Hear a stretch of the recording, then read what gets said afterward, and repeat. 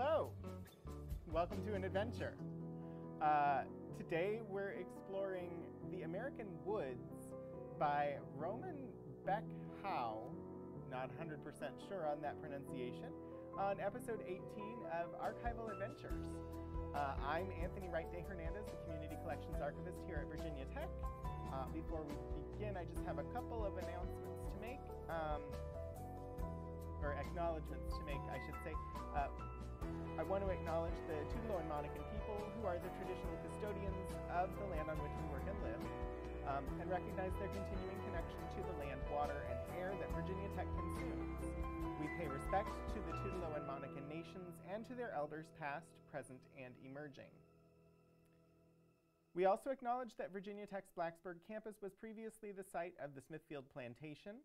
At any point from 1774 to 1865, the Preston family enslaved 40 to 100 African men, women, and children on this land.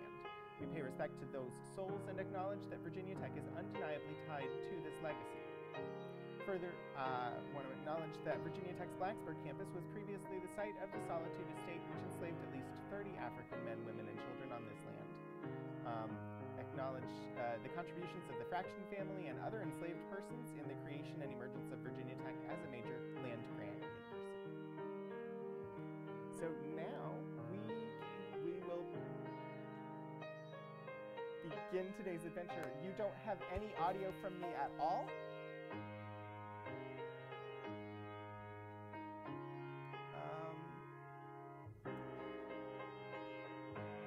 That is grand. Let me see what's going on.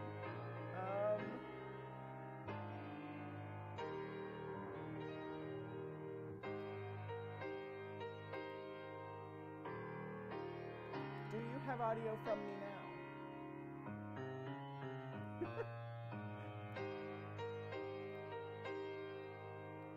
Hi, everyone! Can you hear me? Am I audible? I don't know if I can be heard. Eric, thank you for the raid. Barely. But you can hear me now. I will turn down the piano.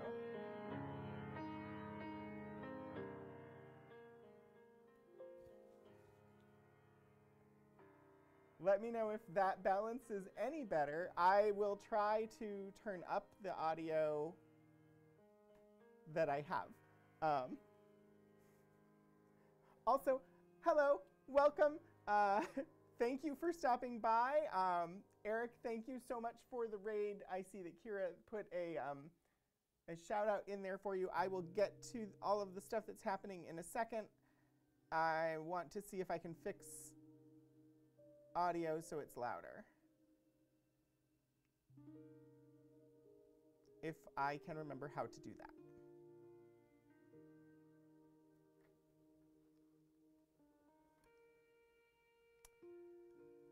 It is here.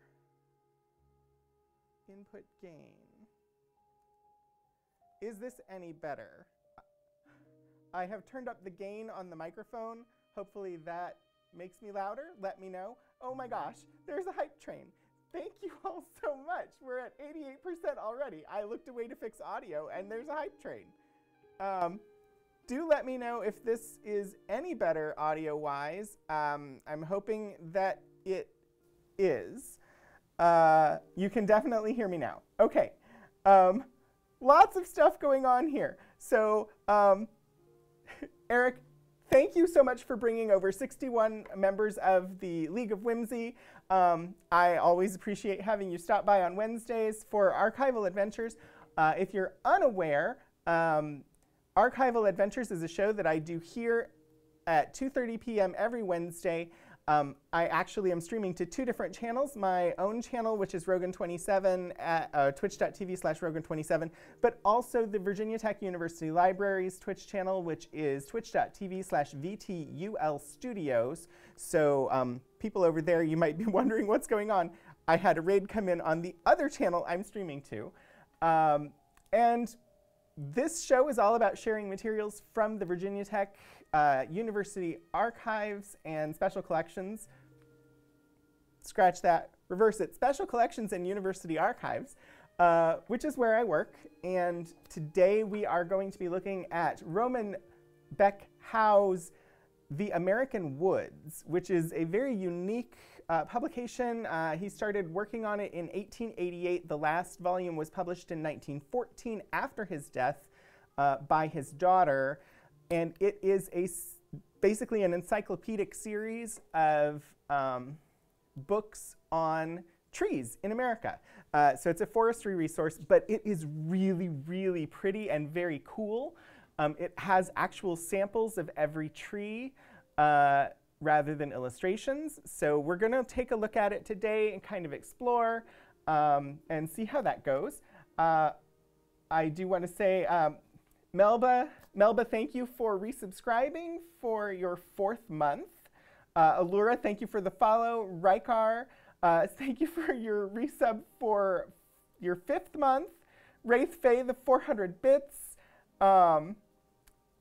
Melba, 250 bits. Lord Portico for 1,000 bits. Hannah for 100 bits. Allura, 200 bits. Gamer Badger, thank you for the follow. Just Here for Coffee for 100 bits. And then Gamer Badger for 100 bits.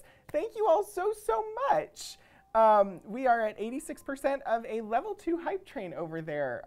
And Be Right UK just threw another 500 bits.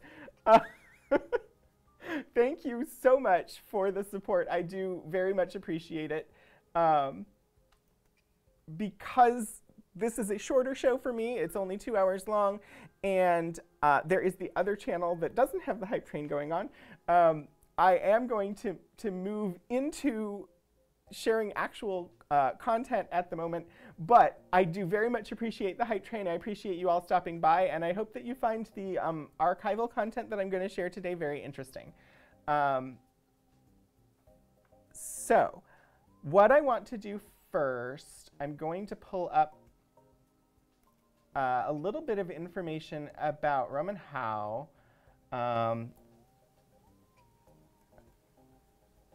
That is not the webpage I thought I was pulling up. It's okay though. I will get there in just a second. First, I'm going to go ahead and flip you all over so you can see the camera for the documents. I will throw a lovely thing in there for you all to look at. Nope, I don't want part 12 yet. They're backwards. So, Hough's American Woods, Part 1. It's a little difficult to see at the moment. It's a little dark.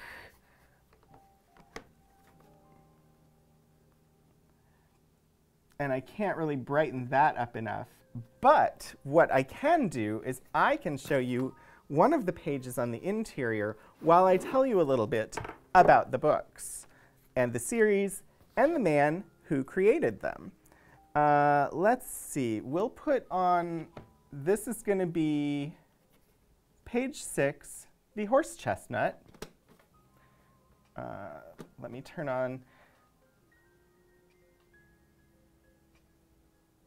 So you might get a little bit of flicker because the camera looking down at the light box gives a lot of flicker. I can show you what it's like with nothing in front. It flickers like that. One of the things that I want to show off about this, though, is that the actual samples of wood are so thin that they're translucent, and you can actually look through and see some of the grain of the woods. The woods actually look nicer on the light box than they do if I was to show them without the light box. So we're going to try it. We'll see how it works. I cut this little jig about 20 minutes ago so that I could block out most of the light and just show you the wood itself. So I'm going to actually read to you a little bit from the Wikipedia entry about Romeyn Beck Hough,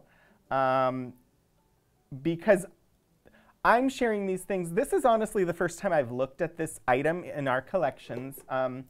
Our collections are much bigger than any one archivist could ever know all things about. Also, hi, Hannah. I see you there. I'm sorry I didn't say hello.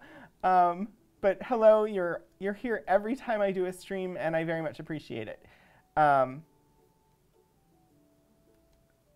So I don't know a lot about this. I currently have the Wikipedia article about the man who created this series, as well as a blog post that was written by one of our archivists in 2016 that I'm relying on to be able to share information about this as we look at it. But I'll give you a little bit of background here on Romeyn Beck Hough. It's ROMEYNBECKHOUGH. And I'm probably mispronouncing his name, but nowhere have I found a pronunciation guide for his name. He lived from 1857 to 1924 and was an American physician and botanist known for creating The American Woods, a 14-volume collection of wood samples from across North America. So his father, Franklin B. Hough, was also a physician and botanist who spent much of his time with his son in the outdoors. Let's see. Romeyn's passion was for botany. And so what's really, really cool about this collection of books, so this was late 19th century. He started working on it in 1888, I believe. Oh, and we have completed the hype train. Thank you so much for the level 2 hype train. A total of 2 subs and 2,650 bits. Thank you all so much for the support. Oh, let's see. A fictional book that kind of ties into today's subject is the book Freckles by Gene Stratton Porter. It is primarily set in the Limberlost swamp area of Indiana with brief scenes set in Chicago, marked by its frequent detailed and loving descriptions of the flora and fauna of the wilderness through the eyes of its innocent protagonist. Gene Stratton Porter was an American writer and naturalist. That is very cool. Thank you for sharing that, Hannah. So what I was saying, one of the really, really interesting things about this series is in order to create it, Romeyn actually invented the technology to cut paper-thin slices of trees. So he actually had to create the veneer cutter that was able to slice wood thin enough for the application in this book. He actually developed the veneer cutter. It's capable of slicing wood at 1/1200th of an inch, which is 0.21 millimeters, which is actually much thinner than what is involved in this book. And as a side business and to help to fund his work, he actually, the reason he had developed it to that thin a specification, or his application that he decided to use for that thin of an application, was they offered basically business cards, like greeting cards, calling cards, as they would have been known back then. I believe they're referenced as business and fancy cards.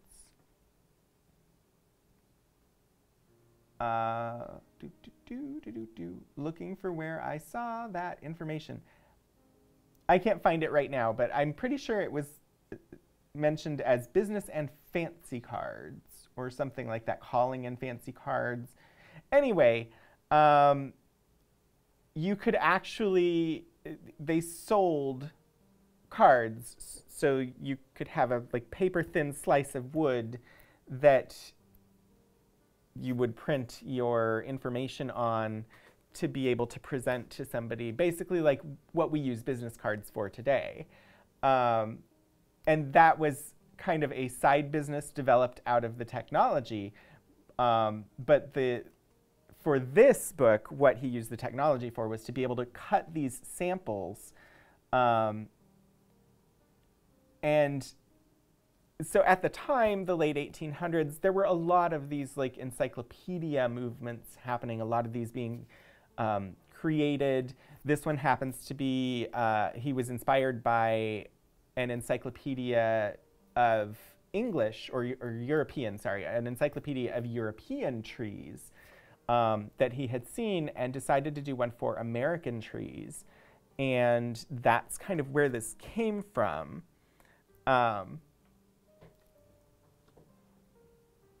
And just the idea of taking slices of a tree and presenting them along with, there's a book in here with like actual description of the trees themselves, but the samples are what's unique about this. And the commentary that I saw when I was looking at this in preparation for today, the commentary that I saw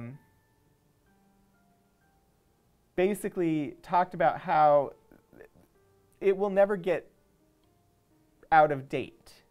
This as an illustration.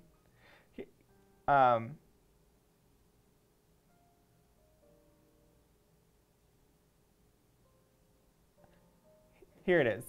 So this is actually, I'm going to be reading a little bit from the blog post that is on this Special Collections blog here from 2016 that our archivist Mark put together. As Hough said of the work, it is illustrated by actual specimens, and being in this way an exhibition of nature itself, it possesses a peculiar and great interest never found in a press-printed book. In Hough's obituary, William Trelease wrote of the use of the woods themselves as illustrations. They, unlike texts and drawings, never can become out of date nor be found to contain untruths, except as the name applied in his day to the trees he sectioned undergo change with progressing knowledge. So basically, by giving actual specimens as the illustration, there will never be incorrectness. They'll never be wrong in any way because they're actual specimens. So if somebody did an illustration, they may have made a mistake. If they, like, and over time it can invalidate an entire work if there are enough errors. This has presented as the illustrations actual samples of the wood, so the illustrations themselves can never be wrong. The information written about them in the book could be, but the illustrations will never be wrong because they're actual samples, which I think is just amazingly cool. So each one comes with this little book. So this is Hough's American Woods Part 1. There was actually a reprinting done in the 1950s, I believe, that used leftover samples that his daughter had maintained. And they used those for the second printing that was done in the 50s. We have the first 12 volumes here. So this was a subscription work, which many of these encyclopedic items were subscription works. And so we happen to have the first 12 volumes. There were a total of 14 published. The 14th one was completed by his daughter after his death, and includes some additional trees from Florida. We currently do not have volumes 13 and 14, although we would very much be interested in acquiring them.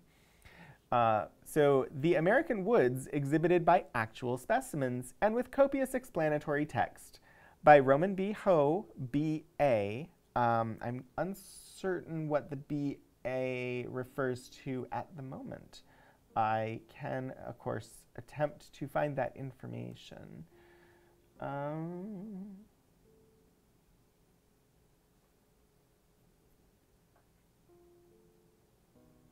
I don't see it right offhand, and I'm not going to spend a lot of time looking for it, but so this is part 1, representing 25 species by 26 sets of sections.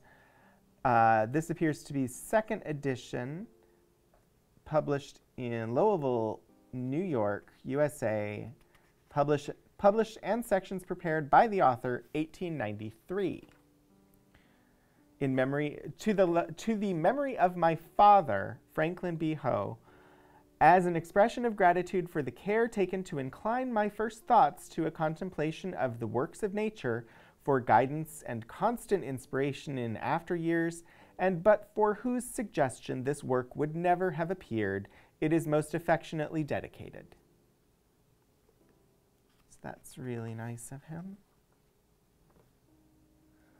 There's a preface. I'm not going to read all of this. I also want to be careful with this book because the front cover is coming off of this. So the one that I have on display here is number 6. Let's see if I can find how this is. Introduction. Glossary. Key. Here we go. So what you're seeing on the screen right now is Aesculus let me pronounce this. Aesculus hippocastanum, the horse chestnut. Each sample gives the Latin name, the common name, the name in German, the name in Spanish, and the name in French. I will not be attempting to pronounce all of those, but I will note that they are present. So then it goes on to give a description of the horse chestnut, specific characters, leaves, digitately compound with 7 obovate or somewhat wedge-shaped serrate leaves. Flowers in May and June in very showy pyramidal racemes, petals 5, spreading, white or with a pink flush, spotted with purple and yellow, stamens declined. There are double-flowered, variegated, and other varieties with more or less lobed or cut leaves. Hippocastanum is from Greek, the Greek word for horse, and for chestnut, the name is applied to the tree from the fact that in some parts of Europe, its fruit is employed in veterinary medicine. Whew. And then it gives a description of the trees themselves, what they look like, what the habitat is, physical properties. It also gives information on how these trees have been used in medicinal practice. So medicinal properties. The bark has been used as a substitute for cinchona bark as an antiperiodic for use in intermittent fevers, etc. Dose half an hour in 24 hours, given in the form of a decoction. A fixed oil from the kernels extracted by means of ether has been used in France as a topical remedy in rheumatism. Apparently, the medical information for that came from the U.S. Dispensatory, 15th edition, pages 1561 to 2. So I thought we would take a look at some of these. If there's a tree that you are interested in, you can let me know, and I can see if it's in here and show what that looks like. But each page is a single type of tree. So at the top, hi Key Squared, welcome in. At the top, you can see is a transverse section from the tree. In the middle is a radial section from the tree, and at the bottom is a tangential section from the tree. This one is a little light. It's a little difficult to kind of see just because of the way that the video camera competes with the backlighting and makes that kind of flickering effect. There are going to be some that show off much better than this, so be prepared for some flickering for a second. Lord Portico is practicing their roguish skills. by lurking in the shadows. They may be preparing a sneak attack. So here we have the Magnolia acuminata, which is the cucumber tree or mountain magnolia. So you should, despite the slight flicker in the, because of the backlighting, you should be able to see some good detail on the wood itself. The one at the top kind of gets blown out a little bit. Let me see what happens if I turn off the backlighting, what you can see there.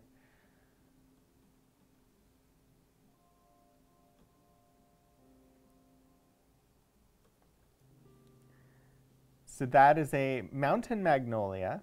We'll show each panel that we look at with both with and without the backlighting, so you can get a sense of the wood itself. And so with these, I would not recommend necessarily touching the wood, but if you, they aren't covered in such a way that you couldn't touch them. They're just very, very thin, paper-thin, translucent sections of each of these types of trees. According to the stuff I was reading up, he supposedly went and selected each tree himself for this book. I don't know if that's just apocryphal or if he actually did go out and find each specimen of each type of tree and select them himself. He definitely invented the veneer technology to be able to cut the paper-thin slices. So this is a Lyriodendron Tulipifera, otherwise known as a tulip tree, whitewood, white or yellow poplar, or canoe wood. I definitely grew up with one of these outside my house in Northern Virginia. I'll put on the backlight and see if you get anything from that. Oh, it really just blows it all out. This one is, the wood is a little bit too light to be able to really see much on camera with the backlighting.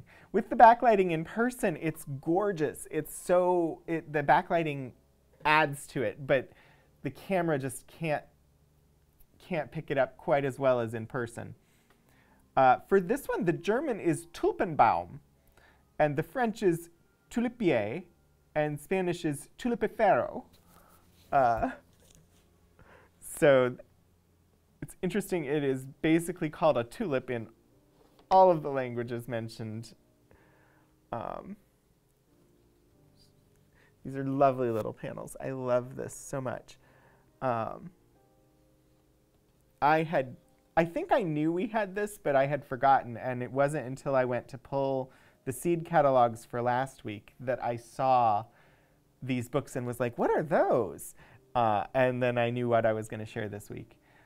This is Tilia Americana, otherwise known as basswood, or American linden, or lime tree, and bee tree. Try the backlight again. See what we get on camera. So with the backlight, you can see a little bit of the lines.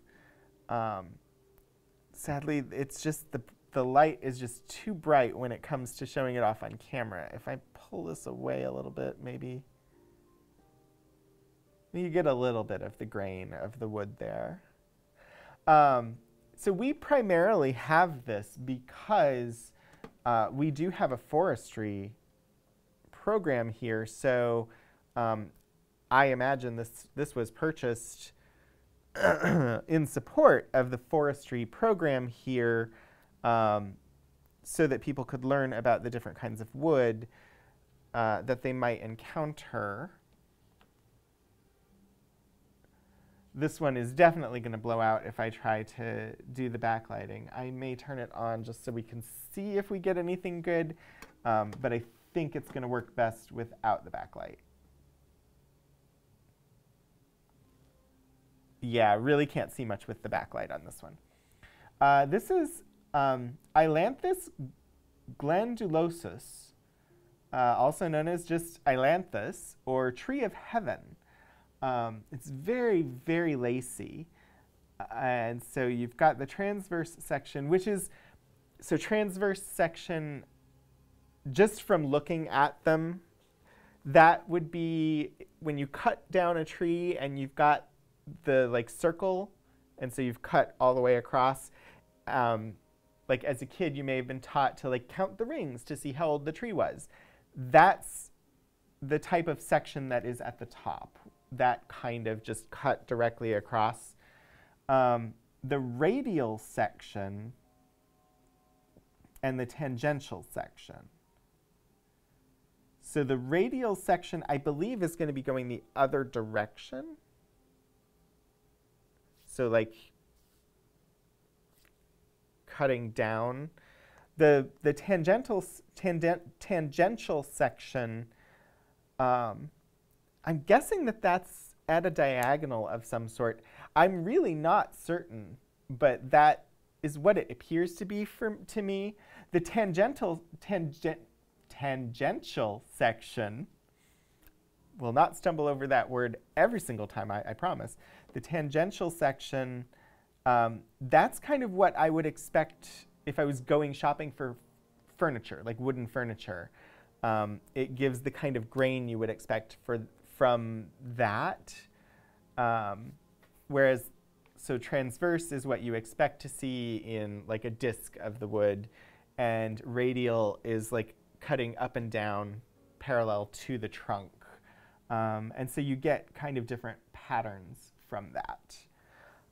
If you want me to read about any of these as we're going, do let me know. I'm happy to spend some time reading them, but this is one of the more popular, I think, when it comes to showing off for classes. It was interesting when I was looking at this, it's apparently a very highly sought after work, at least the first editions are. As I said, it appears we have a second edition here. The last, so according to Wikipedia, for antiquarian booksellers, American Woods is, quote, one of the most sought after sets of the 20th century. It says, in 2000, art auction house Christie's sold a complete set for $92,100. As noted, we appear to have a second edition rather than a first edition, and we are missing the 13th and 14th volumes. The 14th volume is apparently very, very hard to find, which, as I said, that was the volume that was published after his death by his daughter, which may be why it's harder to find. This one's got darker wood. I'm going to try the light box and see what we can see.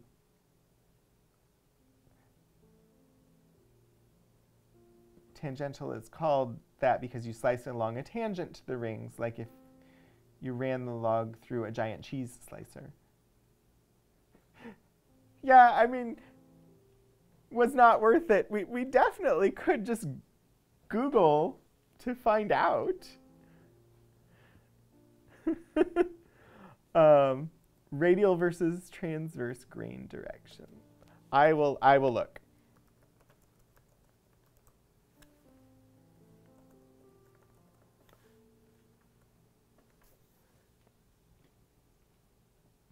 So yeah, transverse is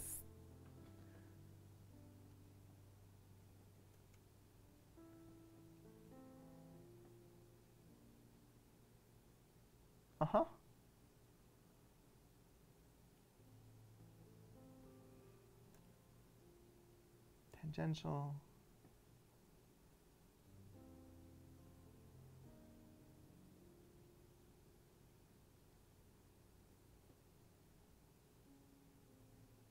Okay, so basically, if you take one of the rings, so the transverse is like the ring itself. Radial is if you take that disc and go take a point on one of the rings and cut out from it, say from there outward. So the radial would be that way, which is, you're getting that line of that section of lines there. And then tangential would be taking that same point and cutting horizontally out from it. So if you're taking a point on the circle, radial is going straight out and tangential is going sideways out, which gives these different patterns.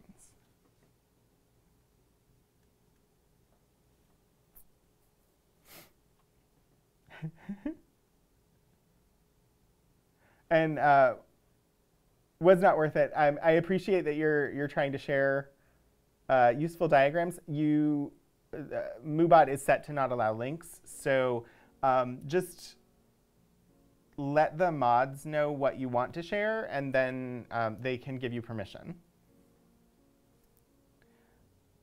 So this one, it's a much darker wood. So it shows up much better with the light box. I think the light box does this one a lot of justice.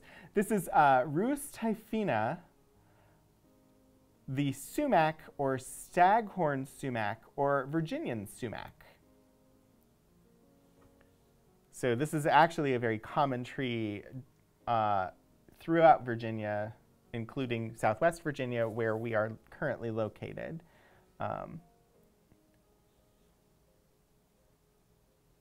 Yeah, I just think that this is really pretty. The next one would be the horse chestnut that we already looked at, so I'm going to skip that one. And next we have the Acer Saccharinium, or sorry, Acer Saccharinium, Acer Saccharinium.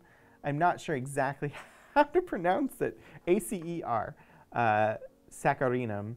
The sugar maple, hard maple, rock maple, or sugar tree. You just get so much difference in like the patterns, and I wish you could see the grain on these. The camera just is not capable of really showing it off the way that you can get it in person. Let me see if I can autofocus on this and get a little bit better. There you go. And the grain stands out even more when I use the light box in person. I wish I had a light source to put under it that wouldn't flicker like that for you, because I do think that that would add to this, but literally I was like, oh, maybe I should use a light box, and I came up with that like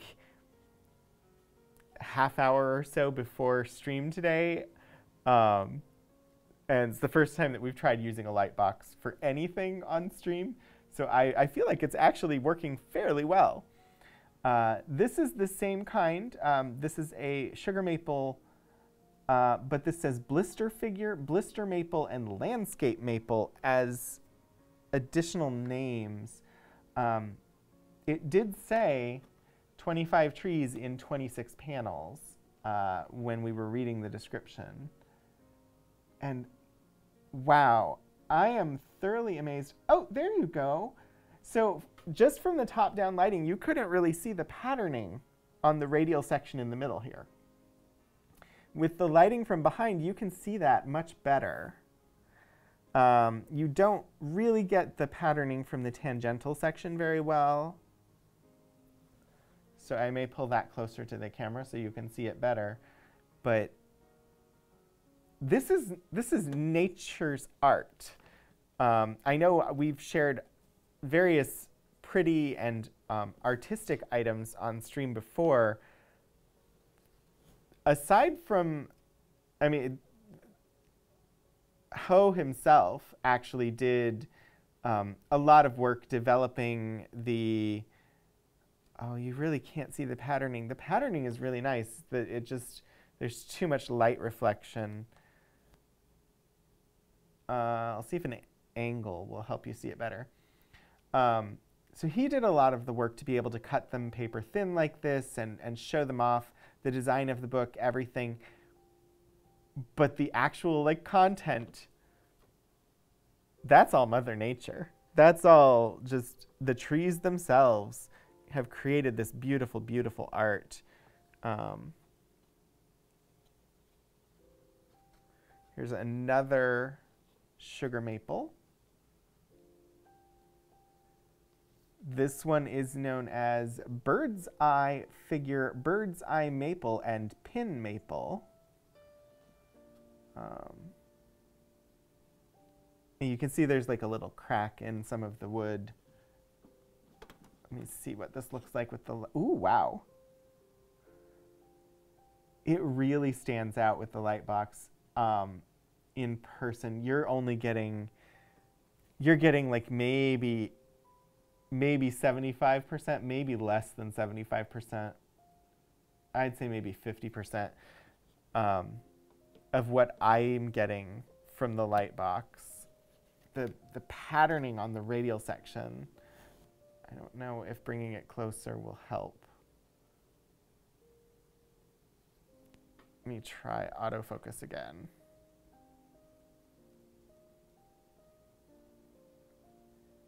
There's some of it.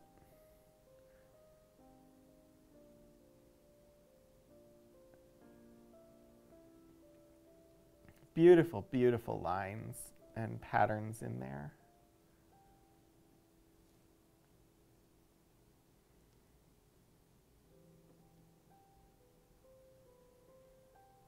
They're just gorgeous, just amazingly gorgeous.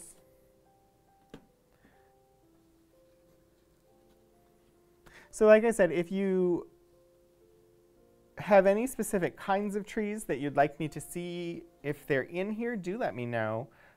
This is a work focused on American trees that is part of our collection of materials in support of the forestry program here at Virginia Tech.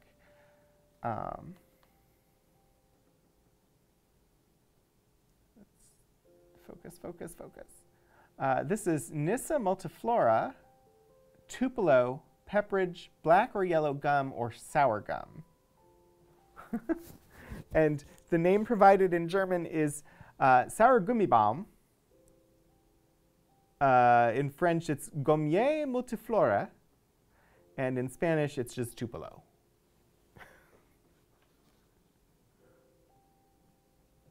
It's very, very pale, the patterning on the bottom here. I don't know how well you can see it. I don't think backlighting is going to help it. Hornbeam. I will look and see. Ooh, the backlight did give you a little bit of the pattern on the tangential section. Let me see.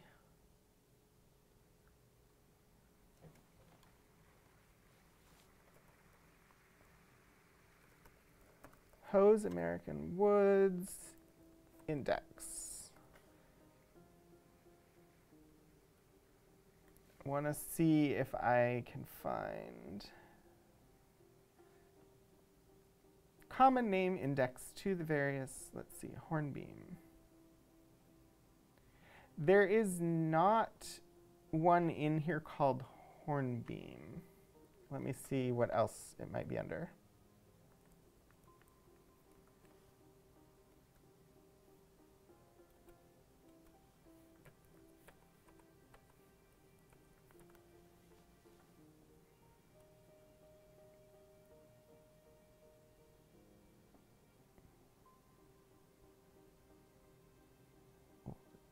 American hornbeam, also known as blue beech, ironwood, or musclewood.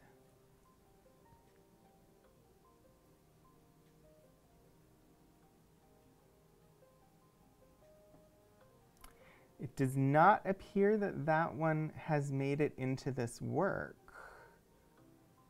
Let me see. It's a beech tree.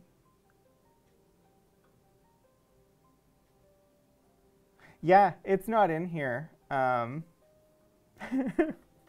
Like, it would be lovely if it was, but it's not. And it is an incomplete encyclopedia. It was his life's work. He started in 1888. 14 volumes were out by 1914, but it definitely does not cover the entire country. So the first volume is focused on trees in his native New York. Let's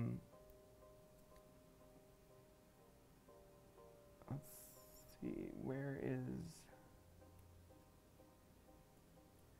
I know they get to, like, Florida in the latter volumes, but I'm uncertain exactly every region that is included. I'm looking to see.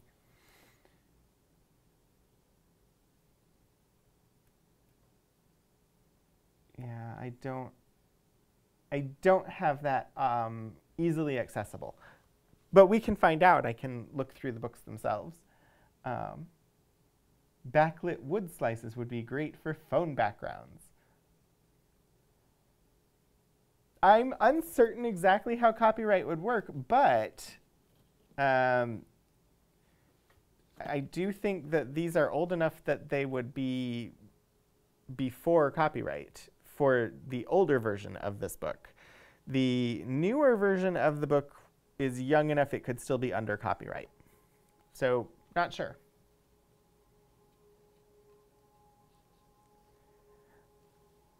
Yeah, I'm not sure if it's a problem with the actual like density of the wood. I don't think that that would have prevented him from finding a way to include it in the book. I just don't think he got to it. They're geographically arranged. So like the first three are all kind of like New York and surrounding area.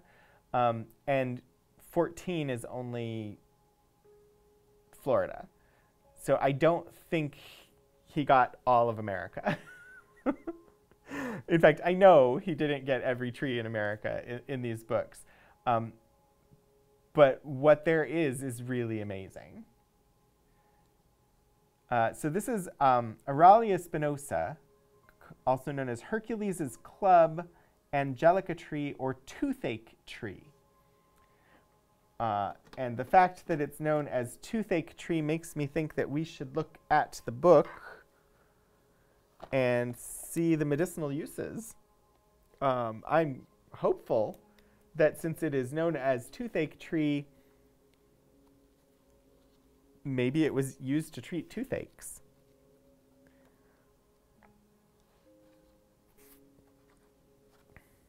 Medicinal properties of this species are stimulant, diaphoretic, and an infusion of the recent bark is said to be emetic and cathartic. It is used as a remedy in chronic rheumatism and cutaneous eruptions, and for relieving rheumatic pains, a vinous or spiritus infusion of the berries is said to be remarkable. A similar tincture is employed with advantage, sometimes in cases of violent colic, and the pungency of this tincture has been found useful in relieving toothache, hence the name in some localities, toothache tree.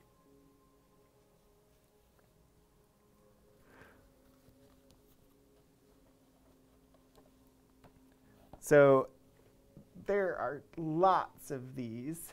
We're only on number 8 at the moment. I think I'm going to look for particularly interesting looking ones. If there are other trees you want me to check for, I'm very, very happy to do so. I'm sad we didn't find hornbeam, but if there's another one you want me to check for, I will look for it.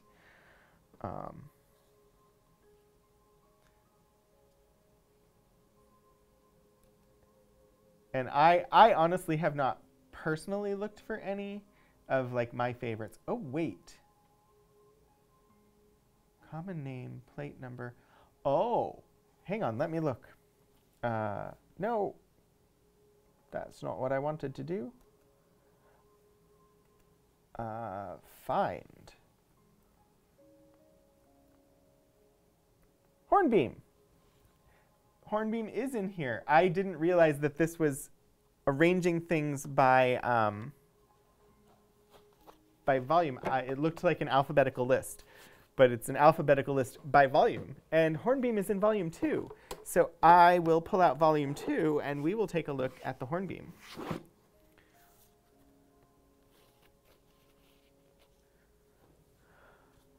And for anyone who's curious, I will share the link to the resource that I used to look that up. It's actually a resource from our friends at the North Carolina State University Libraries.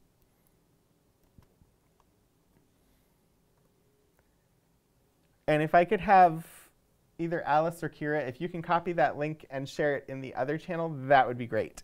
It will keep me from having to manually type it.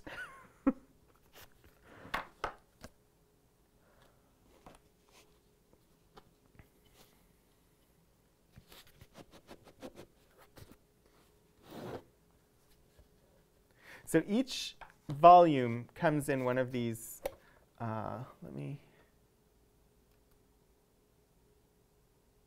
going to switch back to this camera for a second. Each volume is in a sleeve that looks like a traditional book. It looks like a book that has had the ends of the pages inked, and it has a little metal clasp on it. And then inside is essentially just a folder that holds each of the plates and the accompanying book. And what it says inside here on the inside of the cover for numbers 1 and 2, and then some of the later ones have additional information on the inside. We are pleased to inform you that we aim to carry constantly a supply of such specimens as are mounted in this work. If any of the specimens in this copy should become damaged and you desire to have them replaced, you may send us the pages containing such damaged specimens and we will replace them for you. Our charge is 10 cents per specimen payable with the order. Kindly see that the package is securely wrapped with sufficient cardboard protection and note on it the name of the sender. Send by mail or prepaid express, address Romeyn B. Hough, Lowellville, New York. So you can tell, definitely not modern day, because the only address you needed was his name and the city and state he lived in. Okay, let me switch back to document focus. We're going to look at Hornbeam. And it doesn't look like the link made it over here, so I don't know where Kira and Alice may have ended up, but let me type it. One moment here. lib.ncsu.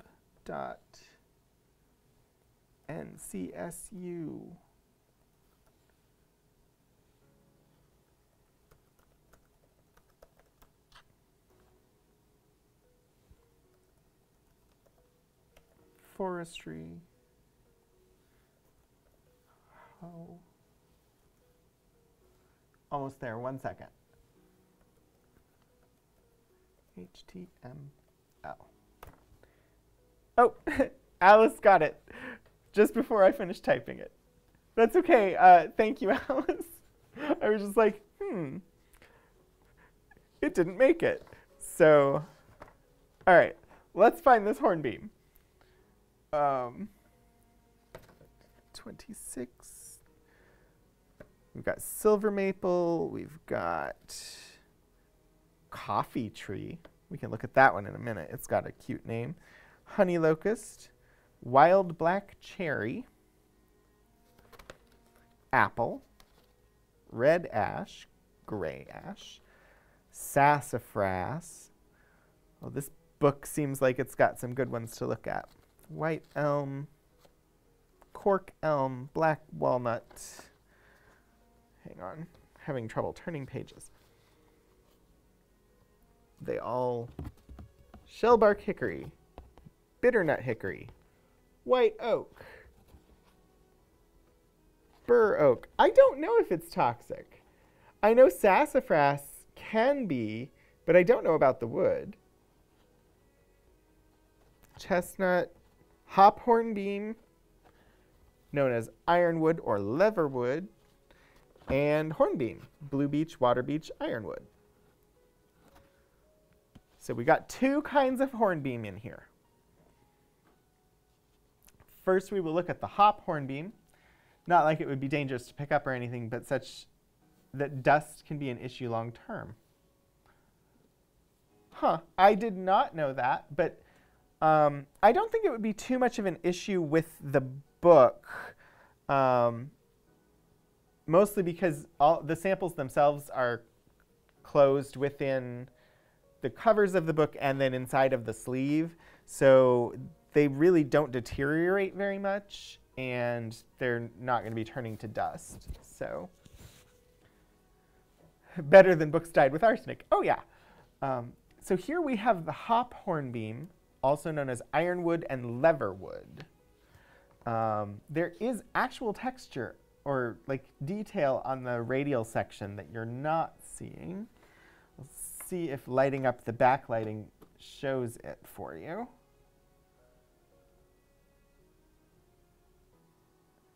You get a little bit of it off to the side. The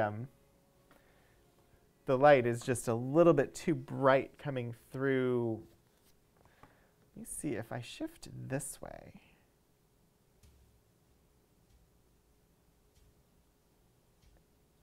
That's better.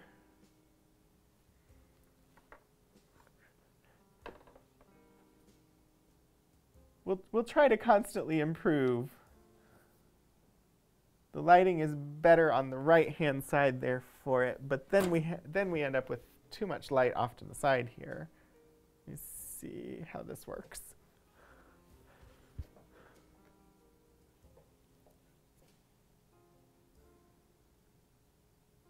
I don't know. That's about as good as I can get it. Anyway, let me read some information about the hop hornbeam, and then we will look at the hornbeam.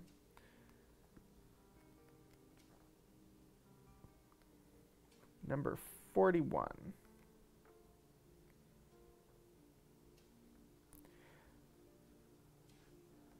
It's Ostraya virginica hop hornbeam. A rather small tree with fine spray developing a full round top when growing alone and often with twisted trunks. Its hop-like fruit, which develops early and remains on until late, characterizes it during the summer, and at all seasons it may be recognized by its peculiar brownish-gray bark checked into long, narrow scales or strips loosely adhering to the trunk. It rarely surpasses 50 feet, 15 meters, in height and 2 feet, 0.60 meters, in diameter of trunk, and is usually much smaller. Habitat is Canada, northeastern United States, and southward along the Alleghenies, westward to Kansas and Indian Territory. Physical properties: wood, heavy, hard, durable, very strong and tough, as its name implies, of a dull brownish color with whitish sapwood. Specific gravity, 0.8284. Percentage of ash, 0.50. Relative approximate fuel value, 0.8243. Coefficient of elasticity, 137,278. Modulus of rupture, 1134. Resistance to longitudinal pressure, 542. Resistance to indentation, 231. Weight of a cubic foot in pounds, 51.63. Uses: a valuable timber for axe helves, tool handles, levers, fence posts, etc., but not generally found of sufficient size to make it a very important timber of commerce. It is an excellent wood for fuel. Medicinal properties: none are attributed to this species. Interesting.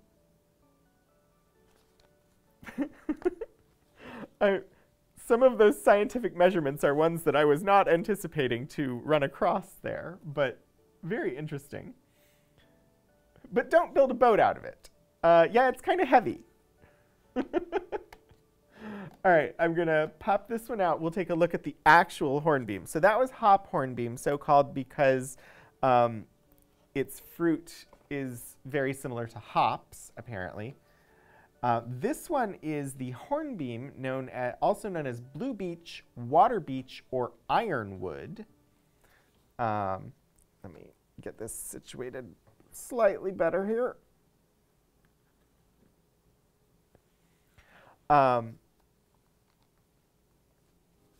Completely different type of tree. So the previous one, the Latin name was Ostraya virginica.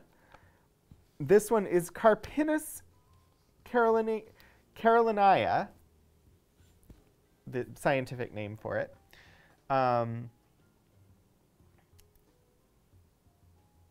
A small tree, or often a mere shrub, preferring the borders of streams and swamps and always recognizable from its smooth bluish bark, very much like that of the beech, B-E-E-C-H. Wow, you lose all the detail without the backlighting on this one. So I will turn the backlighting back on.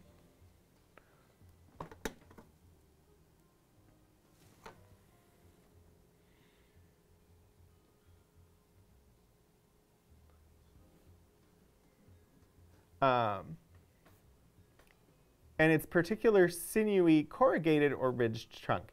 In summer, the terminal light green fruiting catkins, in contrast with the darker green of the foliage, are a conspicuous feature. When growing alone, it develops a wide, full top. In very exceptional cases, it attains the height of 50 feet, 15 meters, or 2 feet, 0.6 meters, or slightly more in thickness of trunk.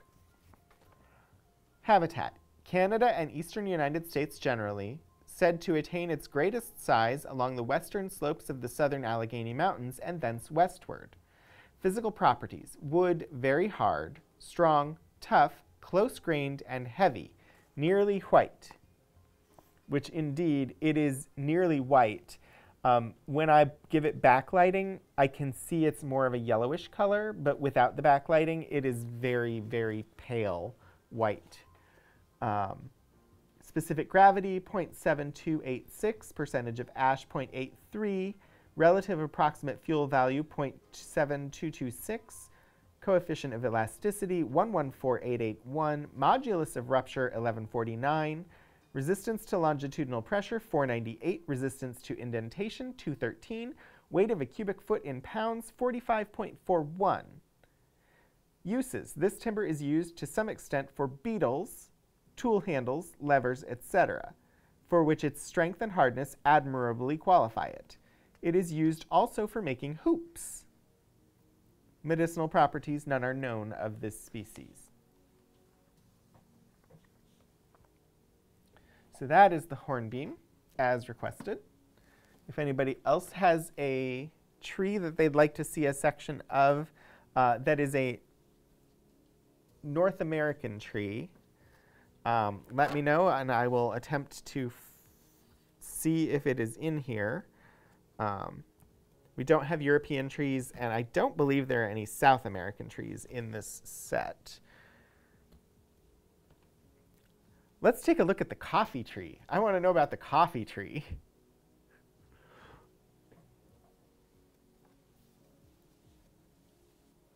I'm going to realign, because I don't think that helped a ton. But we're learning, we're learning.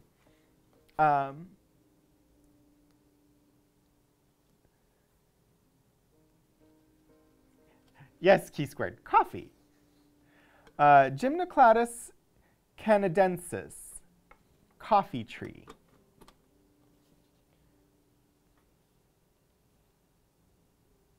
That one looks really nice under the backlighting. Although still, again, looks much better in person than what the camera is capable of capturing. If you happen to be near a place that has a copy of this and you find this really interesting, I would highly recommend going in and actually taking a look at it on top of a light box, because the woods themselves just really glow with the light box, and the camera is not capable of capturing it. So like, they're enhanced on screen when I turn on the light from behind, but it doesn't compare. So if you happen to be near a college or university, it'd be worth checking to see if their special collections has a copy of this, because it's really pretty in person. We actually have two copies here. We have this copy that is the original second printing, and we have a copy of the 1950s reprint. The 1950s reprint is not quite as elegant, but that version is actually available just in our general stacks. So people can come in, and I assume they can check it out. It's just part of the regular library stacks. So this is Gymnoclotus Canadensis, coffee tree. I will attempt to pronounce the German, French, and Spanish.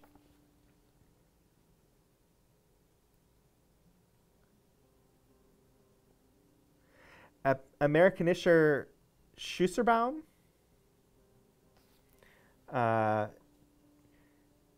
Chicot Gros Favier, and Arbol de Café Falso. Specific characters. Comprised in the above generic description, this being the only species. All right, so genus Gymnoclotus. Leaves alternate, large, sometimes 3 foot in length, unequally bipinnate with ovate accumulate stalked leaflets 1 to 2 inches in length, standing vertically and of a dull green color, single leaflets sometimes being in place of pinnae, stipules wanting.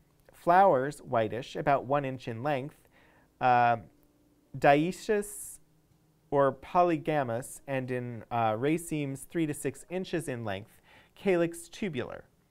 5 cleft, petals 5, oblong, equal, and inserted on the summit of the calyx tube, stamens 10, short, distinct, and also inserted on the summit of the calyx tube.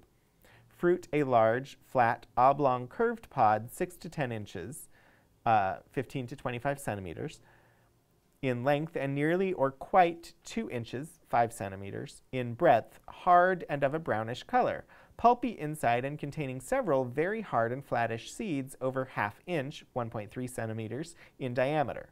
Trees, Gymnoclotus is from the Greek for the word naked and the Greek for the word branch, in allusion to the peculiarly bare appearance of the branches in winter. A tree of rather slim, slight habit of growth, sometimes attaining the height of 100 feet, 30 meters, with a trunk 3 feet, 0.9 meters in diameter. Conspicuous in summer from its large bicompound leaves of peculiar tint. In winter, when the leaves are off, the absence of small twigs is a striking feature, the branches having a peculiarly barren and dead appearance. From this character, it has received its generic name, and for the same reason the Canadian French call it chicot, that is, stump tree. Habitat: Western New York, rare and local, southern Ontario and westward to Minnesota, southward to Tennessee, growing in rich soil along streams. Physical properties: wood heavy, strong, coarse-grained, quite durable in contact with the soil, easily worked, handsome, and taking a high polish. It is of a rich brown color, marked or blotched as it were here and there with red. The sapwood is thin and of a greenish-white color. Uses: a very suitable timber for cabinet work, and it is used to some extent for building purposes, for fence posts, rails, etc. It is valuable as an ornamental shade tree and is quite extensively propagated for that use. It is said that the leaves macerated and sweetened are used to some extent as a fly poison. Medicinal properties: none are known of this species.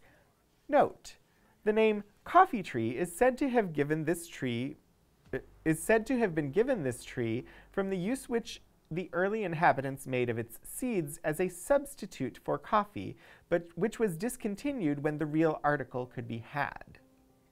Which explains the Spanish name Árbol de Café Falso. I was wondering when that would be addressed, because in English it's just called the coffee tree, but in Spanish it is called the false coffee tree.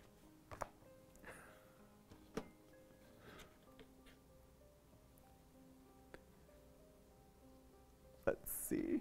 There were some others in here that sounded really interesting, so let's see what they are. Honey locust, no. Oh, we've got black cherry.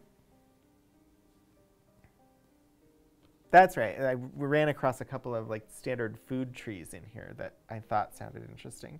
So here we have Prunus Seratina, wild black cherry. I'm just going to take a sip of water, and then we'll read a little bit about the wild black cherry.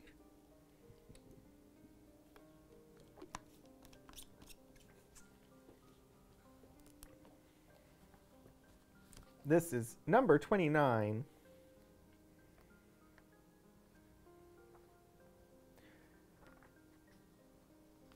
Prunus Seratina. Nope, Prunus Seratina. This tree sometimes attains the height of 100 feet, 30 meters, with a tall, straight trunk, 3 or 4 feet, 1 meter, in diameter, undivided for some ways from the ground. Its bark, when young, is smooth and close, the outer layer peeling off in strips transversely. But as the bark grows older, breaking into small, hard scales of dark color and giving the old trunks a very characteristic appearance. When in blossom, the showy cylindrical clusters of white flowers are a prominent feature. Come on, lightbox. Southern Canada and eastern United States generally, though of small growth in the extreme south, said to attain its greatest development along the Allegheny Mountains. Wood hard, strong, rather light, close-grained, easily worked, and susceptible of a fine polish. It is of a light reddish-brown color when fresh, but darkens with age to a dull red, sapwood light yellowish. One of the most valuable and popular of our native woods for interior finishing, furniture, etc. The fruit is sometimes used in a domestic way for making a kind of brandy known as cherry brandy. Medicinal properties are found in the bark and are readily yielded to cold water, though owing to volatilization and chemical change, boiling water must not be used.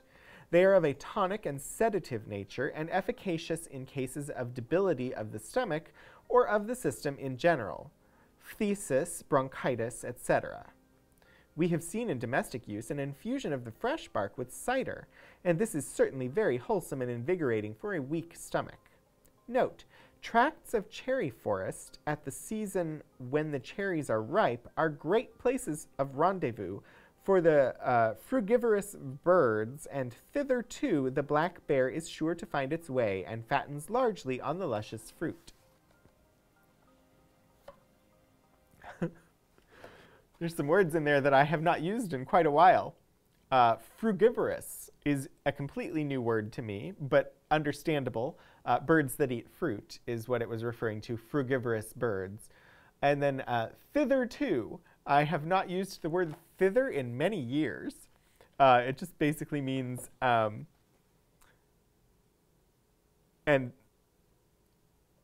basically going to that place is what was being said there.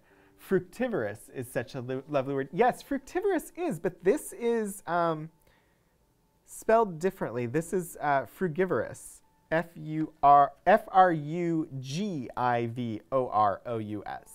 I'm guessing it is exactly the same meaning as fructivorous, but this was spelled with a G instead of a C-T. Let's look at the apple tree next. apple trees hold a very, very large place in American culture, considering that apple pie is considered to be synonymous with America. Growing up in Northern Virginia, as I did, there was a lot of talk of Johnny Appleseed. And we actually had 7 crabapple trees in my backyard when I was growing up.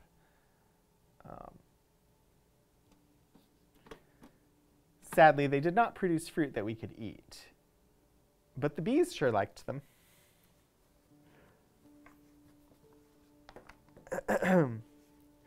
Pyrus malus. Apple. German, Apfelbaum. French, pommier. Spanish, manzana. Specific characters. Leaves simple, 2 to 3 inches in length, ovate or ovate oblong, downy, and veins incurved. Flowers expanding with the leaves in umbellate. Some of these words, I don't know what most of these words mean, so I'm doing my best to read them. Flowers expanding with the leaves in umbellate cymes, white or rose color, handsome and delicately fragrant. Pedicles and calyx when young, downy. Pedicles and calyx when young, downy, tomentose. Petals with short claws, styles united below. Fruit globose, sunken at the place of attachment of the stem and at the opposite extremity.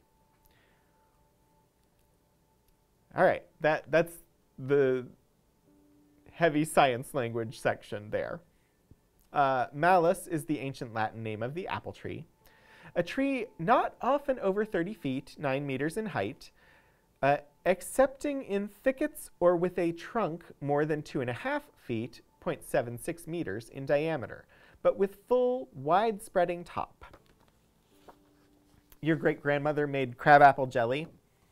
There were definitely some recipes that that we found to make like crabapple pie and stuff like that, but our trees were just not that great. Usually the apples would rot on the tree before they fell to the ground, and so finding ones that were not completely rotten through in order to make something like a crabapple pie from was rather difficult.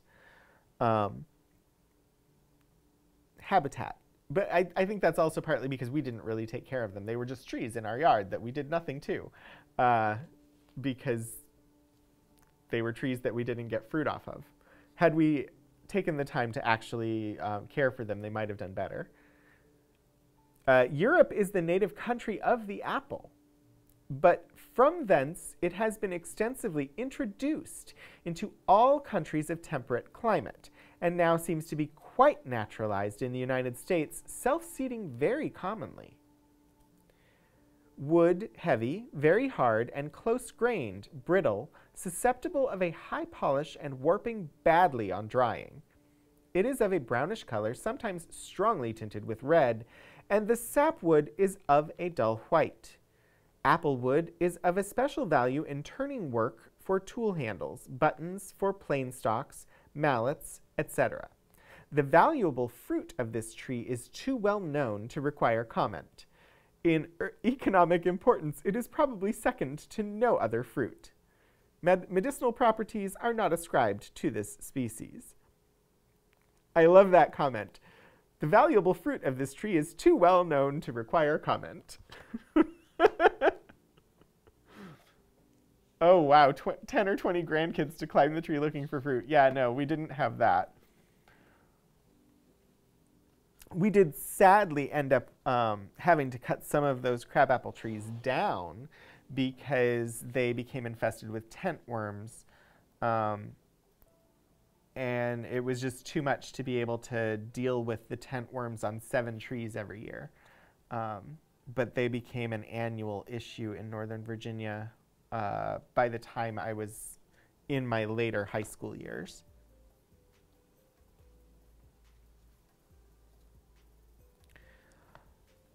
Shall we look at Sassafras officinale, otherwise known as sassafras? I will attempt. But yet they say an apple a day. Yeah, that was good marketing for the apple, wasn't it? Let me see. I will attempt the German, but I may mess it up. I took a total of 1 semester of German.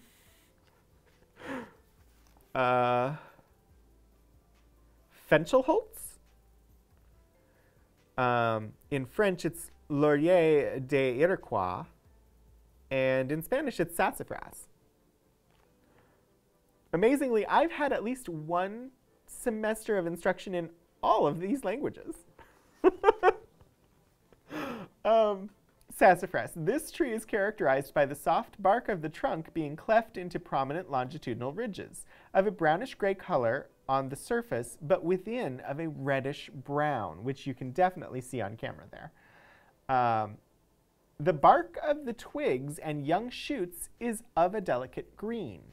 Every part of the tree possesses a pleasant aromatic flavor and fragrance, but this is most conspicuous in the bark and particularly that of the roots.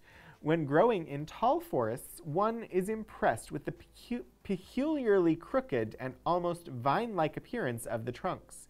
In favorable localities, this tree attains the height of 50 feet, 15 meters, with a trunk 3 feet, 0.9 meters in diameter. Habitat is the eastern United States, north to about the latitude of central New York, westward to Kansas, and southward to the Gulf, reaching its greatest development in the southern and southwestern part of its range. In the north, it is usually a mere shrub, the trees being rare and local. Physical properties: wood, light, soft, rather brittle, coarse-grained, and of a delicate brown color. The sapwood, which occupies but a few rings, being of a yellowish white. It partakes slightly of the aromatic nature of the bark and lasts well in contact with the soil. Uses: the timber is used to some extent in the manufacture of pails, buckets, ox yokes, etc., for which its lightness makes it useful. But it is more extensively used for fence rails, posts, etc., where it is of value owing to its enduring long exposure to the weather. The odor of the sassafras, which is slightly noticeable in the timber, is said to be obnoxious to insects, and for that reason boxes, chests, etc., made of this wood are to a certain extent insect-proof. A flavoring extract, due to an essential oil which is distilled from the bark of the roots, is of great value and popularity. In this oil, too, as well as a mucilage derived from the pith of the young shoots, lies a medicinal virtue, on account of which the sassafras was one of the first trees of America to become known to the Europeans, it being scarcely more than half a century after the landing of Columbus, when this was published to the world by the Spanish writer Mondares.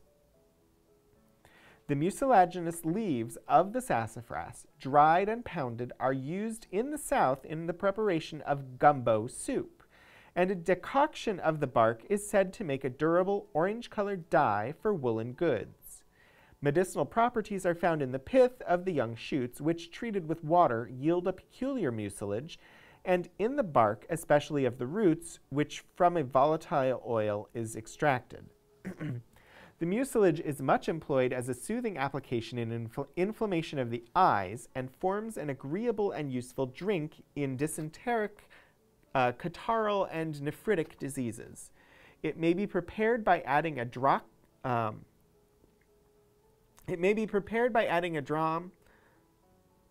the pith to a pint of boiling water. So it's a unit of measurement. It's either drachm or dram. It's D-R-A-C-H-M. Of the pith to a pint of boiling water, owing to its volatile oil and tonic acid. The bark of the sassafras root is an aromatic stimulant and astringent. It is used almost exclusively as an adjuvant to other more efficient medicines, the flavor of which it improves, while it renders them more cordial to the stomach. The volatile oil may be used as an aromatic. In overdose, it is capable of producing marked narcotic poisoning. The entry on sassafras is quite lengthy. Let's see. Let's find some others to look at. I'm going to put volume 2 away because there are 10 more volumes that we haven't even opened. But I'm going to use the resource from North Carolina State University Libraries, where they have essentially digitized the entire book. And so there's a lovely index that they make available. And I'm going to look at the common names and see if anything pops out to me. If there is an American tree that you would like to see, let me know, and I will see if it is here. Oh, I mean, we should probably look at the first tree in volume 3, which is the American holly tree. Probably a tree that is familiar to most people, at least most people who have experienced the American Christmas season.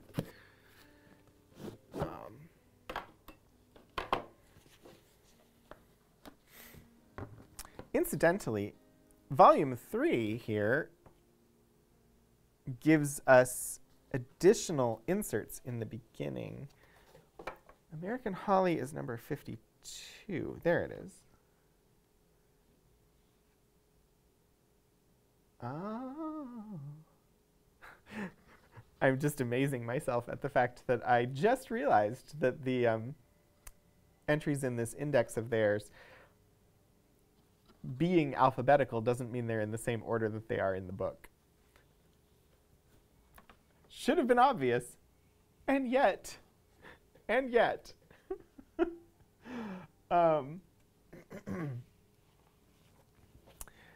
So inside this one, not only do we have the little sticker that says we have extra slices of wood should one of yours become damaged and we will replace it.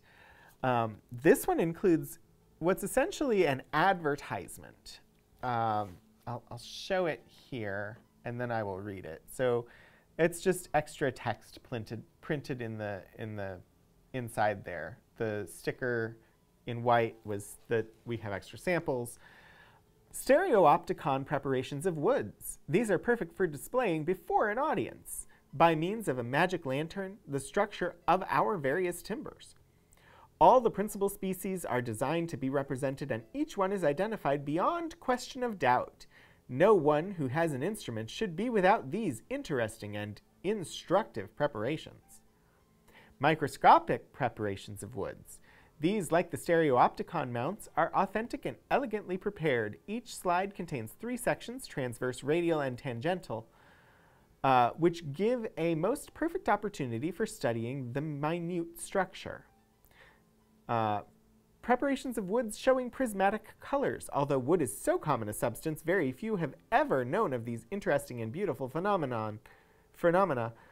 For mention of one form of the display of colors such as seen in the cucumber wood, see accompanying text, page 40. And then the rest of that description is behind the sticker about extra samples. So,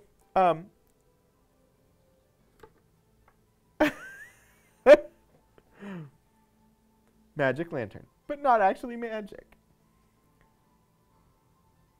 So now I'm going to have to look for the cucumber wood to see prismatic colors. But first, the American holly.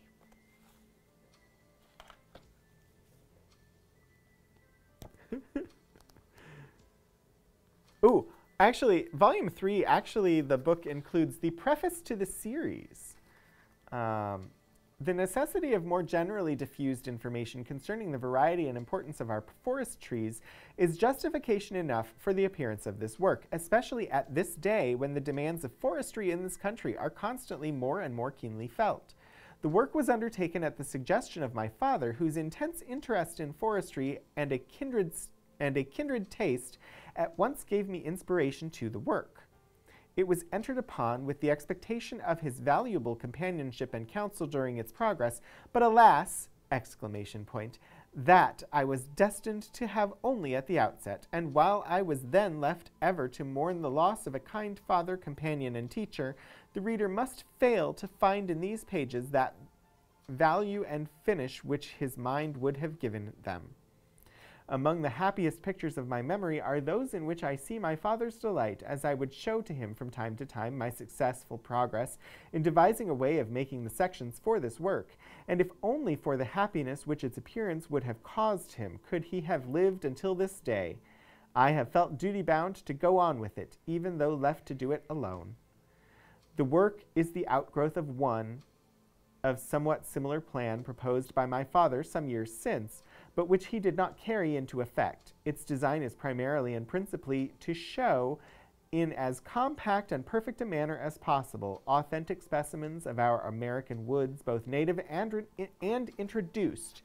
For that end, 3 sections, respectively transverse, radial, and tangential, in the grain, see glossary, are made of each timber, sufficiently thin to allow a measure of the transmission of light, and securely mounted in well-made frames. The 3 planes above mentioned, The 3 planes above mentioned show the grain from all sides, so to speak, no plane being possible, but that would be either one of them or a combination of them. The difficulty, however, of cutting a great number of sections exactly on those planes is obvious. So let it be understood that the terms transverse, radial, and tangential are, in many cases, only approximately exact in their application. My endeavor is to show, either in a part or all of the sections standing to represent a species, both the heart and sapwood, but with some woods, as the sumac, for instance, where usually only the outermost ring or a part of it could be said to represent the sapwood, the display of that is quite impossible. In certain other woods, as the spruce, etc., the transition from sap to heartwood is almost indistinguishable by any difference in color, and although both may be shown in the sections, one can scarcely distinguish between them. The sequence of the numbers given to the various species is of importance only to show the botanical arrangement within a given part, each part being independent of the others. The text of this work has been added rather as a secondary matter to supply to those not having it in other form such information as is of importance in connection with the wood specimens, to give a fairly good acquaintance with the trees represented. It contains little, if anything, new to the botanist, but to others it is hoped it may be of some value. In its preparation, some use has been made of my father's Elements of Forestry, and thanks are due to the publishers of that work, Messrs. Robert Clark and Company of Cincinnati, Ohio, for the use of cuts in reproducing a number of its illustrations. Other valuable books of reference have been the works of Doctors Gray, Wood, and Bessey, Lamout, and Decane's Descriptive and Analytical Botany, Professor C.S. Sargent's Report on the Forest Trees of North America, constituting Volume 9, 10th Census of the United States, 1880, Michaud and Nuttall's North American Silva, George B. Emerson's Trees and Shrubs of Massachusetts, D.J. Brown's Trees of America, etc. The authenticity of the timbers represented in this work has been a subject of personal attention and special care on the part of the author. The trees selected for specimens have been identified in the field before felling, while the leaves, fruit, flowers, or fruit, one or more, have been obtainable, and he can hence vouch for the authenticity of every specimen represented.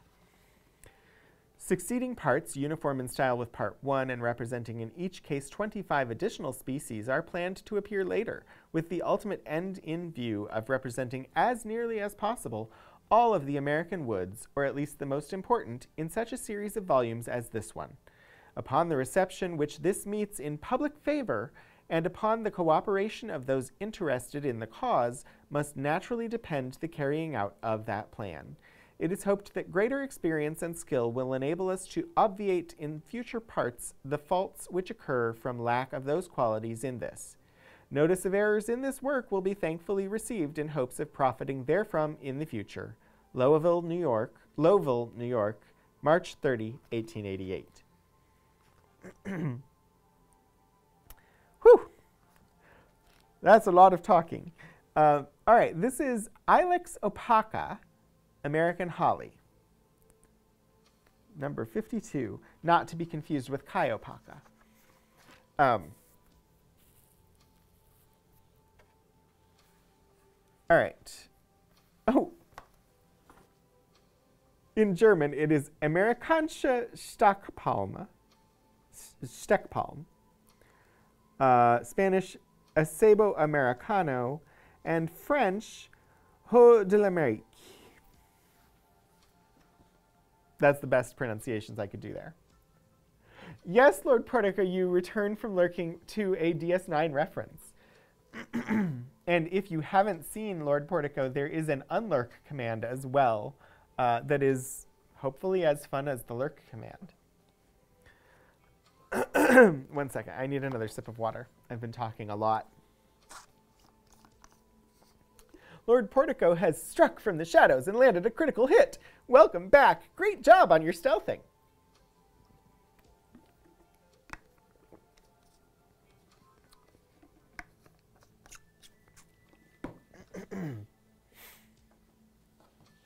All right. American holly, a tree of moderate size and handsome aspect, owing to its rich evergreen foliage and bright scarlet berries which remain on until spring. Though a shrub in the northern part of its range, it sometimes in very favorable localities attains the height of 50 feet, 15 meters, and 3 or 4 feet, 1 meter in thickness of trunk. The bark is smooth and of a light gray color, greenish when young. Habitat is from Massachusetts southward through the Atlantic and Gulf states and in the Mississippi Valley as far north as Missouri, growing in moist lowlands. The wood is light, moderately hard, close-grained, compact, and easily worked. Its color is buff white, the heartwood being only moderately darker than the abundant sapwood. The wood of this species is used in turnery for fancy work and to some extent for furniture. The sprays of holly leaves and berries for decorations are very popular and too well known to require comment. Medicinal properties of this species are said to be the same as those of the European holly, Ilex aquifolium. The berries are emetic, purgative, and diuretic, 10 or 12 usually being sufficient to produce action. To the leaves are ascribed some diaphoretic and febrifugal virtues, owing to a bitter principle known as illicin, which they contain.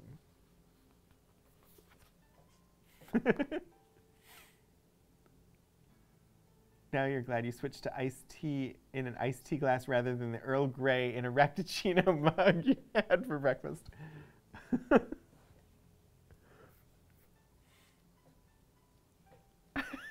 Yay, all the DS9 reference this afternoon. Yes. All right, let's see. What should I look for now? Again, if there's a tree you want me to look for, do let me know. Otherwise, I'm just going to pick some that seem interesting. Interestingly, the holly is very boring to look at as cross-sections. It's one of the least visually interesting that I've seen so far. I feel like I should pull out the flowering dogwood. Mostly just because the dogwood is the state tree of Virginia. So since we are at Virginia Tech, I should probably pull out the dogwood. That's going to be volume 4, number 88.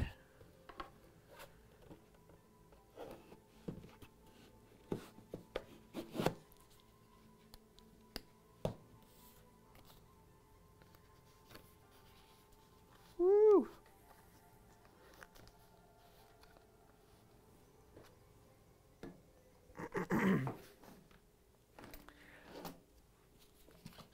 Part 4.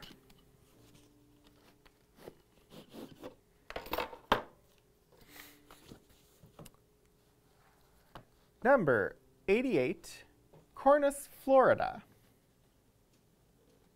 Interesting that it is called Florida. It is the state tree of Virginia. Actually, I wonder if, is there a different dogwood that is the state tree of Virginia?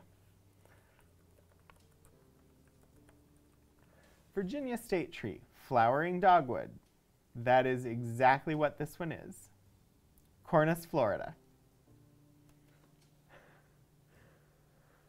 All right. Also known as boxwood. In German, it is Blühender Hartriegel. French is Cornelier Fleury. And Spanish is Cornel Florido.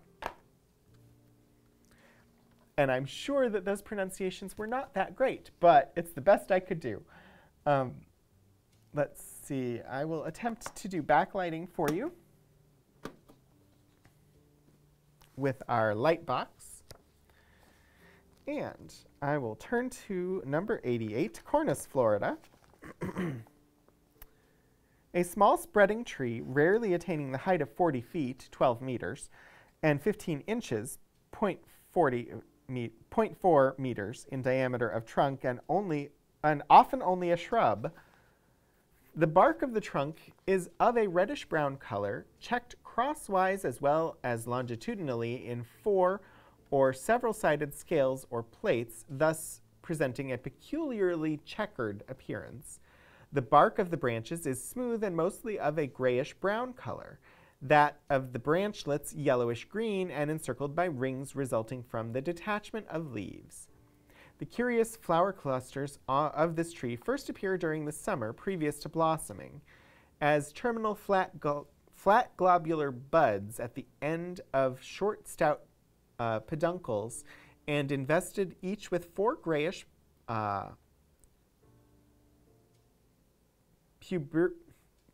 puberulent scales.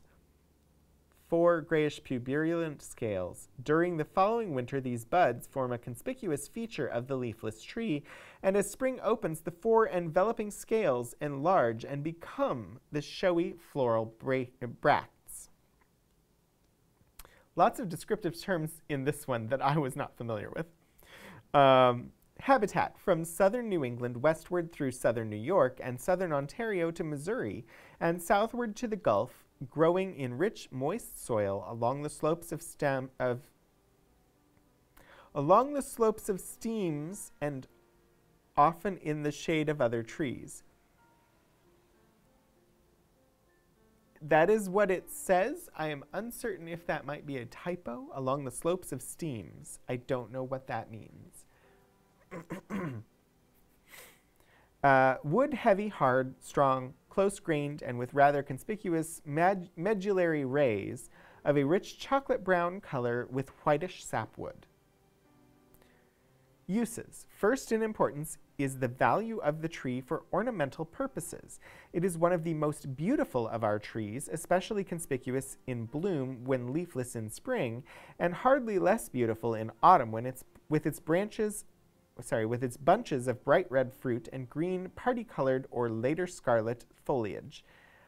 Its wood is used in turnery and to some extent for wood engraving and for tool handles, cogs of wheels, hubs, etc., and the saplings for barrel hoops. From the roots of North American Indians formerly obtained a scarlet dye.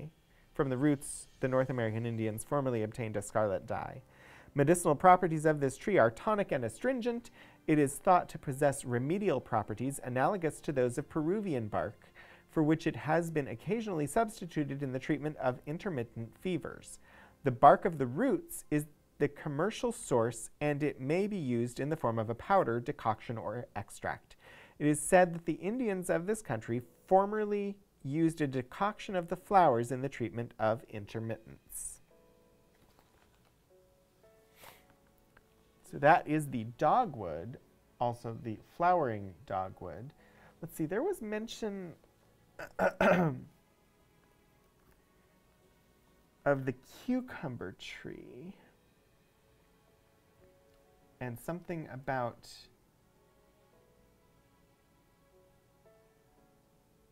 so there's the cucumber tree that is Volume 1, Plate 1, which we looked at, and I don't know that I noticed anything particularly unusual about it, but it was talking about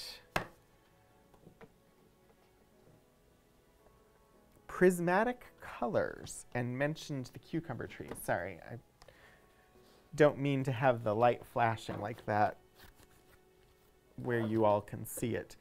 I'm going to pull out the cucumber tree. There's also the earleaf or longleaf cucumber tree. I'm curious about this prismatic colors thing.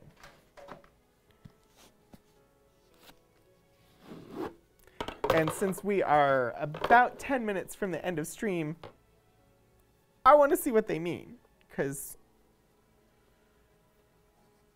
let's see, that's 9, that's 7B, 7A, 7, 6,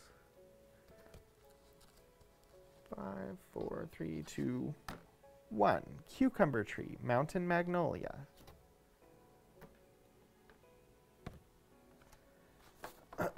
Because I don't see any prisms.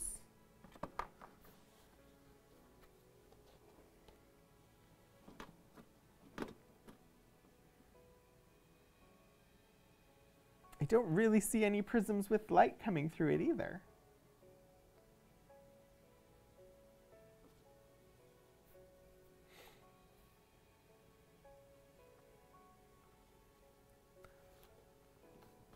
So I'm not sure what this whole like prismatic colors thing is meant. Oh, Hannah, that is awesome. Oh yeah, it's a lovely specimen. I'm going to pull out the other cucumber tree. We'll take a quick look at that, and then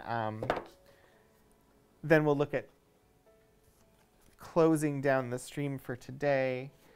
I haven't looked to see who's streaming and who will be raiding. Probably going to be Monterey Bay Aquarium, because I like to raid the same place from both channels, and I can do that with them. Plus, they have a lovely, chill, educational stream going, too.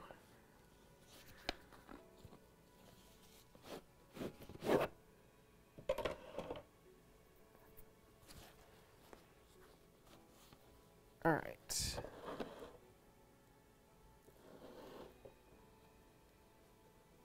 Oh, this one has an advertisement for the wood cross-section cards. A lovely interior.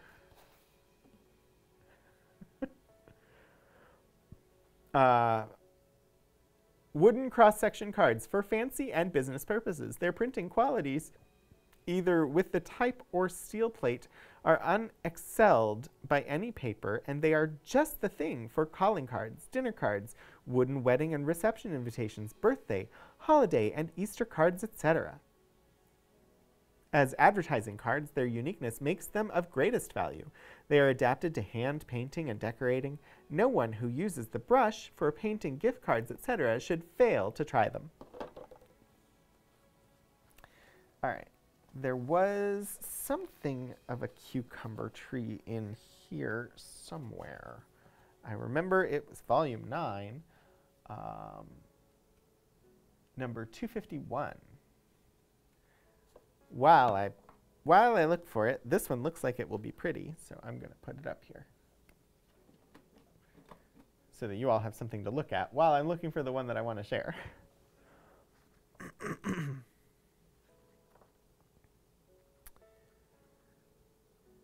You know, I pulled the wrong book out. Apparently, it's volume 11, not volume 9.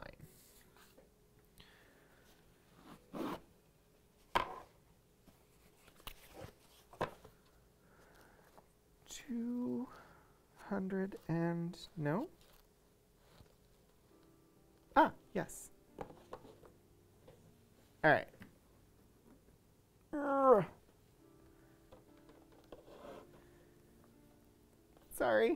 Sorry.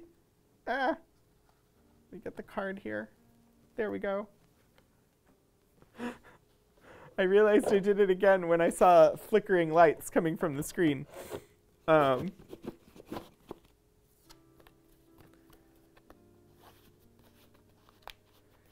Okay, this is going to be the last one that we look at. I don't see any prismatic colors, so I'm not sure what that description of things as having prismatic colors was referring to. It was in one of the advertisements, and it was actually pasted over with a sticker. So maybe that was a false claim that they were talking about. I don't know. But here is the Magnolia fraseri, which is Fraser magnolia, earleaf or longleaf cucumber tree. And I will read the entry if I can find it. A tree of medium size, rarely more than 40 feet, 12 meters in height, or with trunk more than 18 inches, 0.46 meters in diameter, and vested in a rather thin and quite smooth grayish-brown beech-like bark. It not infrequently sends up 2 or more trunks from a single base and is commonly crooked or leaning. The Allegheny Mountain region from southwestern Virginia southward to southern Alabama, and the Chattahoochee River region of western Florida, most abundant on the southern slopes of the mountains between the altitudes of 2,000 and 3,000 feet above tide, where it prefers the moist soil in the vicinity of streams. As we descend from these altitudes, it becomes less and less common and more scattered among other trees.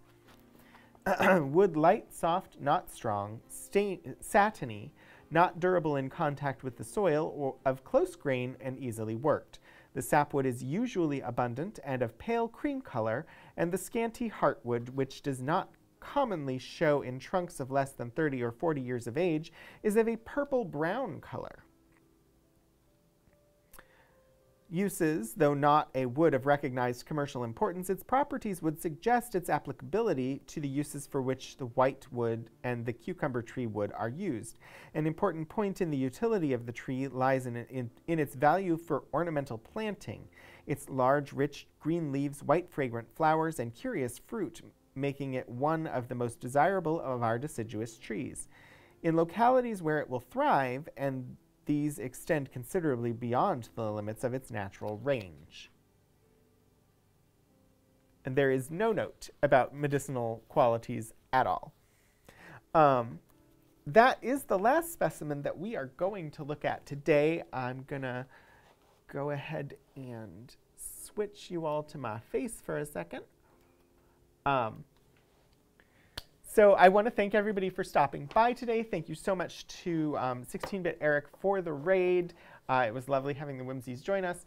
And thanks everybody for the Hype Train support, the bits, the subs, etc. Thank you everybody who watched on both channels, whether you were chatting or lurking. I hope you enjoyed this exploration of the American woods by Romeyn B. Hough.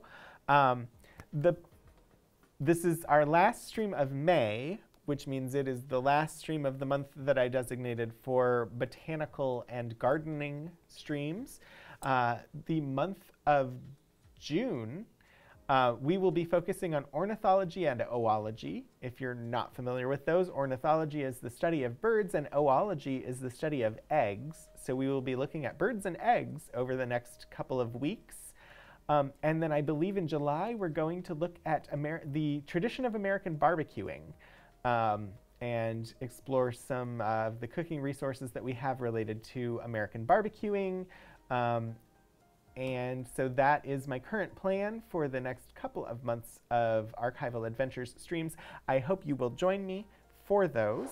I'm just going to check real quick and see who we're going to raid. I'm fairly certain it will be Monterey Bay Aquarium if they are live.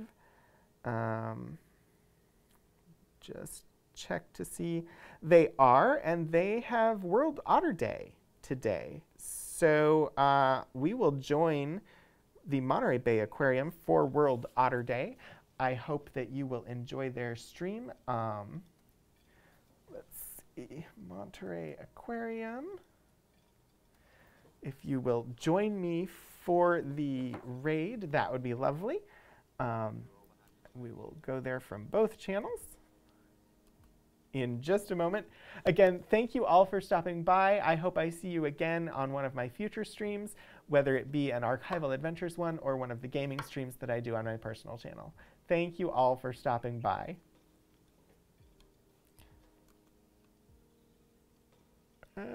Stream